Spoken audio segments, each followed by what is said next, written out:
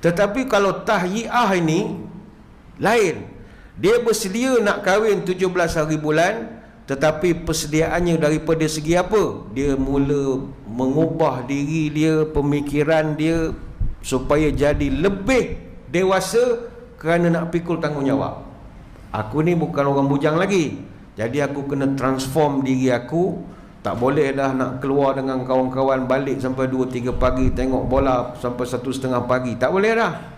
Tak boleh nak memancing suka-suka hati, keluar dengan kawan-kawan macam masa bujang. Dah tak boleh lagi. Jadi dia dah mula transform diri dia. Dia tenangkan emosi dia.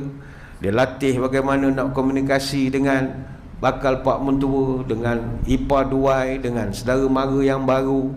Dia dah mula sediakan dirinya untuk jadi seorang pemimpin dalam rumah tangga. Maknanya dia bukan sekadar excited dengan persiapan wedding, tapi dia dah siapkan diri dia untuk kehidupan selepas akad nikah.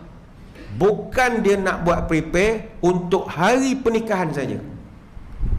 Saya ingat tuan-tuan pun faham apa beza tahyi'ah dengan isti'dad.